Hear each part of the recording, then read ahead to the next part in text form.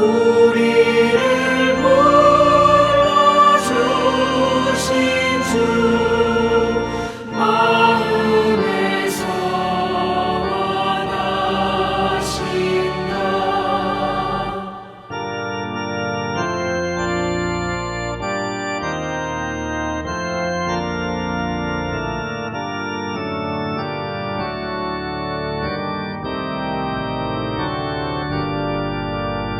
주 찬양하고 기도하며 내 몸 힘써 다하라. 주 약속하신 모든 은혜 내게서 이루어지리라. 상대고 의지하는 자 주께서 기억하시리.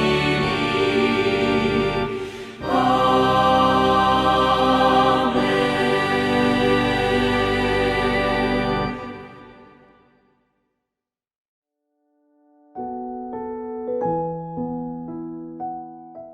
하늘에 계신 우리 아버지, 아버지의 이름을 거룩하게 하시며 아버지의 나라가 오게 하시며 아버지의 뜻이 하늘에서와 같이 땅에서도 이루어지게 하소서.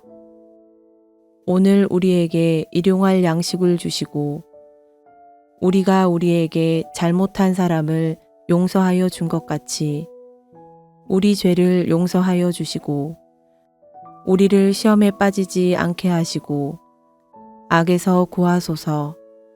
나라와 권능과 영광이 영원히 아버지의 것입니다. 아멘.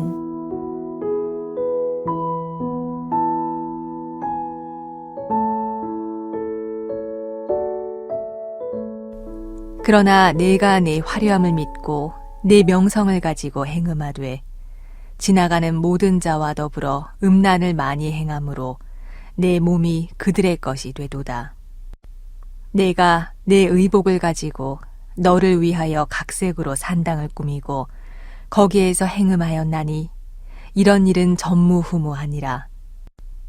내가 또 내가 준 금, 은 장식품으로 너를 위하여 남자 우상을 만들어 행음하며 또 내 수놓은 옷을 그 우상에게 입히고 나의 기름과 향을 그 앞에 베풀며 또 내가 내게 주어 먹게 한 내 음식물 곧 고운 밀가루와 기름과 꿀을 내가 그 앞에 베풀어 향기를 삼았나니 과연 그렇게 하였느니라. 주 여호와의 말씀이니라. 또 내가 나를 위하여 낳은 내 자녀를 그들에게 데리고 가서 드려 제물로 삼아 불살랐느니라. 내가 내 음행을 작은 일로 여겨서 나의 자녀들을 죽여 우상에게 넘겨 불 가운데로 지나가게 하였느냐. 내가 어렸을 때에 벌거벗은 몸이었으며 피투성이가 되어서 발짓하던 것을 기억하지 아니하고 내가 모든 가증한 일과 음란을 행하였느니라. 주 여호와의 말씀이니라. 너는 화 있을진저 내가 모든 악을 행한 후에 너를 위하여 누각을 건축하며 모든 거리에 높은 대를 쌓았도다.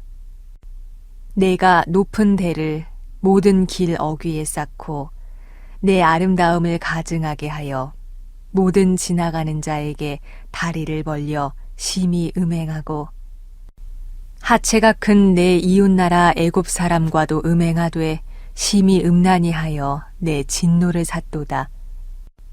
그러므로 내가 내 손을 내 위에 펴서 내 일용할 양식을 감하고 너를 미워하는 블레셋 여자 곧 내 더러운 행실을 부끄러워하는 자에게 너를 넘겨 임의로 하게 하였거늘 내가 음욕이 차지 아니하여 또 아수르 사람과 행음하고 그들과 행음하고도 아직도 부족하게 여겨 장사하는 땅 갈대아에까지 심히 행음하되 아직도 족한 줄을 알지 못하였느니라. 주 여호와의 말씀이니라. 내가 이 모든 일을 행하니 이는 방자한 음녀의 행위라. 내 마음이 어찌 그리 약한지. 내가 누각을 모든 길 어귀에 건축하며 높은 데를 모든 거리에 쌓고도 값을 싫어하니 창기 같지도 아니하도다. 그 남편 대신에 다른 남자들과 내통하여 간음하는 아내로다. 사람들은 모든 창기에게 선물을 주거늘 오직 너는 내 모든 정든 자에게 선물을 주며 값을 주어서 사방에서 와서 너와 행음하게 하니 내 음란함이 다른 여인과 같지 아니함은 행음하려고 너를 따르는 자가 없음이며 또 내가 값을 받지 아니하고 도리어 값을 줌이라. 그런즉 다른 여인과 같지 아니하니라.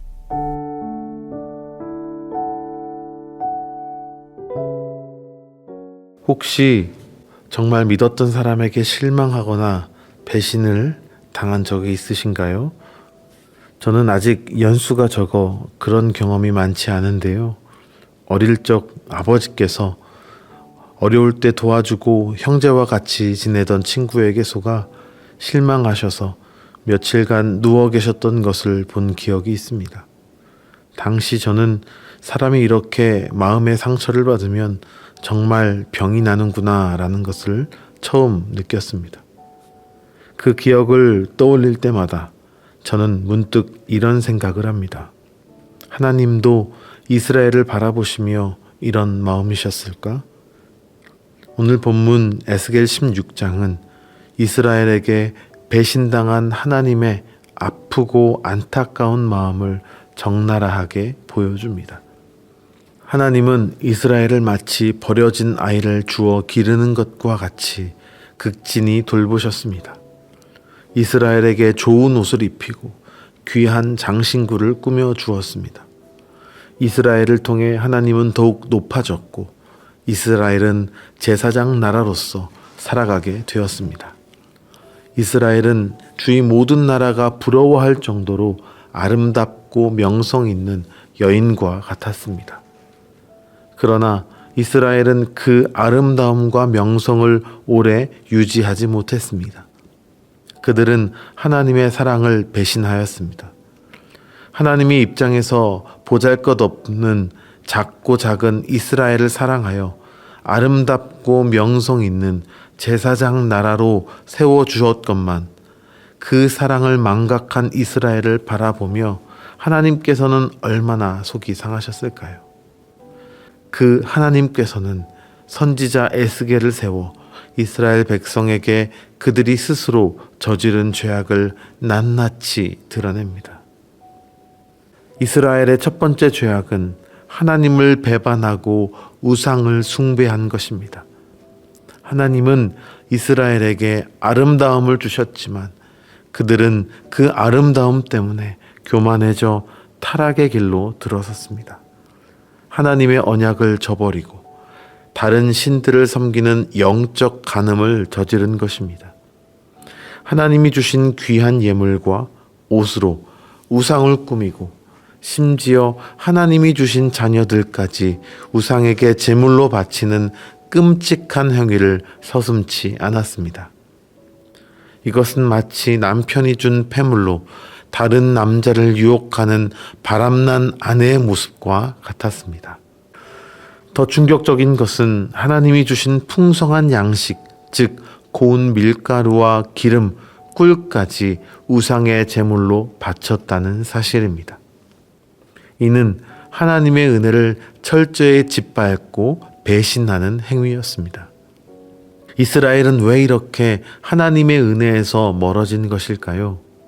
그것은 바로 하나님의 은혜에 대한 감사와 기억을 잃어버렸기 때문입니다. 이스라엘은 어떤 나라입니까? 애굽에서 종되었던 자들입니다. 하지만 하나님께서 출애굽을 통해 하나님의 자녀 삼아주신 백성입니다. 광야에서 불기둥과 구름기둥으로 인도하시고 젖과 꿀이 흐르는 가나안 땅으로 인도하신 하나님이십니다. 그리고 그곳에 제사장 나라를 감당할 이스라엘이라는 나라를 세워 주십니다. 하지만 그들은 이제 다른 곳에 정신이 팔려 있습니다. 이스라엘을 침투해오는 강력한 제국을 지켜주신 하나님을 바라보기보다 제국이 가지고 있는 강력한 힘이 부럽습니다. 그리고 그들이 가지고 있는 세련된 문화와 강력한 경제력이 부럽습니다. 그래서 그들의 신을 섬기면 나도 그렇게 힘이 세지고 세련되어지고 부자가 될 것만 같습니다. 그러다가 점점 그들은 하나님의 은혜에서 멀어집니다. 오늘날 우리 역시 이런 경향성이 있지 않습니까? 우리 안에 세상의 성공과 명예에 집착하는 마음, 즉 또 다른 우상이 있다면 그것이 바로 영적 음행입니다. 우리가 더 높은 자리, 더 많은 재물, 더 좋은 평가를 얻기 위해 하나님과의 관계를 소홀히 한다면 그것은 이스라엘이 저질렀던 죄와 다를 바가 없습니다. 현재의 평안함과 풍요로움에 만족하여 하나님의 은혜를 잊고 있다면 그것 또한 우상 숭배의 시작이 될 수 있습니다. 우리는 매일의 삶 속에서 하나님의 은혜를 기억하고 감사하며 우리 마음의 보좌에 오직 하나님만 계시도록 끊임없이 점검해야 합니다. 이스라엘의 첫 번째 죄는 하나님을 떠난 내면의 배신, 즉 영적 음행이었습니다. 그런데 이 내면의 타락은 점점 외면으로 드러납니다. 하나님과의 언약을 저버린 그들은 이제 하나님이 아닌 세상의 힘을 의지하는 쪽으로 나아갑니다. 그래서 두 번째 죄, 바로 정치적 음행이 시작된 것입니다. 이스라엘은 위기가 닥칠 때마다 하나님을 신뢰하기보다 애굽, 아수르, 바벨론과 같은 이방 나라들과 동맹을 맺었습니다. 성경은 이러한 행위를 돈을 주면서 행음하는 창녀의 모습에 비유하며 책망합니다. 이스라엘은 이방 나라들을 통해 안전을 얻으려 했지만 그들이 의지했던 그 이방 나라들로부터 결국 멸망당하는 비극을 맞았습니다. 이들의 정치적 음행은 하나님의 진노를 불러왔고 결국 이스라엘은 이방의 조롱거리가 되고 말았습니다. 정치란 공동체의 명운을 결정하는 행위입니다. 현대 정치, 그것도 국제 정치 세계는 평생 우방도 평생 적국도 없다고들 하죠. 국제 정치는 신뢰에 따라 움직이는 양육강식의 세계 그 자체입니다. 이러한 상황 속에서 이스라엘의 정치 지도자, 즉 왕들은 언뜻 현실적인 판단을 한 것처럼 보입니다. 애굽이 강대해지면 이를 견제하기 위해 다른 세력과 연합하고, 아수르가 강대해지면 다른 나라와, 바벨론이 강대해지면 또 애굽과 연합하는 어찌 보면 매우 상식적인 방법을 선택했습니다. 하지만 이스라엘은 이러한 현실적인 방법을 사용하기에 앞서 여호와의 제사장 나라 이스라엘이라고 하는 정체성을 먼저 생각했어야 했습니다. 우리가 믿는 하나님은 종교적 제의에 갇힌 하나님이 아니시기 때문입니다. 이스라엘을 둘러싸고 있는 강대국의 신들과는 달리 이스라엘의 하나님은 하늘과 땅을 창조하시고 모든 것을 주관하시는 전능하신 하나님이시기 때문입니다. 그리고 그 이스라엘을 통해 전능하신 하나님을 드러내길 원하셨기 때문입니다. 이를 망각한 이스라엘은 굴욕적 외교 행위를 하게 되었고, 이는 이스라엘 심판의 근거가 되었습니다. 오늘날 교회 공동체의 어려움 앞에서 하나님을 드러내야 하는 선교적 방식이 아닌 단지 눈앞의 상황을 넘기기 위한 현실적 방식이나 세속적 힘을 의지할 때가 있습니다. 문제 해결에 급급한 나머지 죄와 타협하고 하나님과의 관계를 깨뜨리는 어리석은 결정을 내리곤 합니다. 그러나 성경은 우리에게 분명히 말씀합니다. 여호와의 이름은 견고한 망대라.